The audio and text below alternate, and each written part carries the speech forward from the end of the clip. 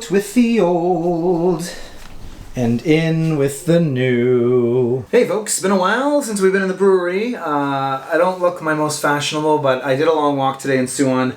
I'm wearing what I want. I'm at home. So today, two things. I'm going to talk about the most Korean beers ever that I've found. They're very Korean. But first, the new toy. This is a 35-liter Kegland Digiboil. So, what is that? Now, I used to use the old system over here. Mash in here, boil in here. This is an all-in-one. And I got it used from a very kind man named Peter. PETA, that stands for the People for the Ethical Treatment of Alcohol. And he sold me this for $200. These things, depending on where you are and who you are and how you get it, can range anywhere from $600 to $1,200, depending on your military status or import fees. He paid a lot less than that. I'm getting it used. It's $200. So the best part about this is when I do the sparging, this comes up, sits on there, put the water in, comes out, takes all the extra sugar out of the mash. Oh, so nice. And it's digitally controlled, so the temperature control that I'm going to be doing is much more accurate than me fucking around with a gas stove, watching my analog needle. So, I haven't brewed with it yet. I only got it about 4 hours ago in Suwon. So, we'll make a little video with that later and I'll try it out. But today I want to talk about the most Korean beer I've ever found. So, you're going to think, surely Cass is the most Korean beer. No, Cass is good with barbecue. It's just pretty standard lager though. This is called Enojin Hongsam Salmekju. Got the nice Korean art on the can, too. Very traditional art. The art, not that important. It's Korean, but what is this? So, this contains 125 milligrams of red ginseng. Red ginseng is aged ginseng. It ages 6 years in a kind of dry, cool environment. Then it becomes red over time. And it's got rice in it. So a lot of lagers will use rice. I mean, hell, Budweiser uses rice in it. So it's not uncommon. But as far as Korea goes, this is Guksan rice. It's Korean rice. So this is actually in partnership, too, with Nonghyop. Nonghyop is one of the big farm cooperatives. It's a huge company. And a lot of purchasing from farms, distribution. They have a lot of Hanato marts around the country, which is like, they don't have an amazing selection, but for price, you're getting a lot of Korean, not direct from farm necessarily, but it's cheaper. They work with a lot of farms, purchase in bulk. So, let's try this. I have another one. We'll do that next. But let's try this red.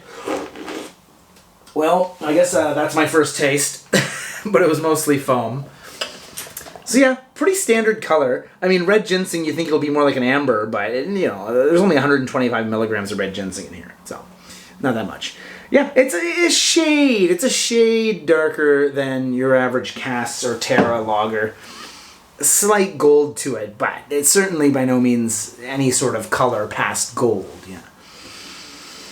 I did it again. Super malty. It's not overly sweet, but as far as me comparing it to your run-of-the-mill Korean beers, when you tell people, what's the quintessential Korean beer? Cass. Sales, yes. Brand recognition, yes. But does it recognize what Korea is or what can provide or other elements other than just being popular with Koreans, right? Nonghyop, ginseng, and rice. There you go. The can says it all too with the art. They're promoting more of a traditional cultural kind of uri mekju with this. I don't think this will take off, but it's a nice touch. Yeah, it's just way less thin. There's way more body to this than your average macro lager. This isn't exactly, I wouldn't call this but there's definitely more care put into this than your average Terra height Cass, which again, it may not be saying much, but it sleeps and bounds above. There's a nice richness to it. Bit of body in there, bit of breadiness. As far as Hongsam goes, the ginseng, I mean, they're putting that in there as marketing for energy rice beer. It's kind of a, not gimmick, because there is legitimately ginseng in here. But, as far as beer goes, I wouldn't necessarily want it to overwhelm me with ginseng flavor. So that's not a bad thing. Yeah, I think this is like $2.50. I actually got this at Hanaro Mart, right? Yeah, there's a new one just over that way, yeah, in China. So I think I got that there, yeah. And yeah, not bad. Again, Hanaro Mart is the Nonghyop grocery store brand, so of course they're going to carry this. Yeah. Again, for $2.50, as far as Korean macro goes, not bad, yeah. As promised, I do have beer number 2. It is considerably darker, but I waited. This is the OMG. That is the OB multi-grain. So health, maybe, but why do they call it multi-grain? So, you know, a wheat beer would be a multi-grain. There's usually some barley in there. So barley and wheat, multi. This one has barley, shocking. Rye, which for a OB beer, it's pretty wild stuff. I mean, rye is very, not obscure, but OB is so run-of-the-mill that them using rye is kind of a surprise. And this might be very Korean, brown rice, which I had a rice lager earlier. That's not weird. Brown rice with the husk, there's a lot of lipids and fat in there and extra stuff that, I mean, I eat brown rice at home. That was part of my diet video, right? But as far as brewing with it, like makgeolli groups I'm in, they talk about brown rice and stuff. It's like, oh, that's so terrible. Because again, you want the sugars from the rice, right? You don't want all like the hard fiber stuff and the fats from the bran or the like husk part that usually gets polished off with the chapsa, right? So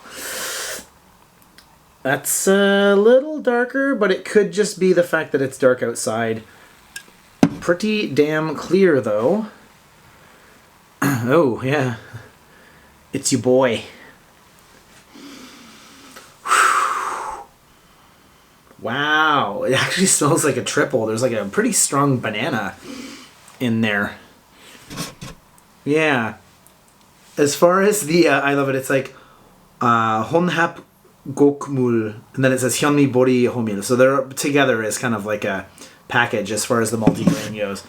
Yeah, it does have a nutty kind of banana-y smell to it.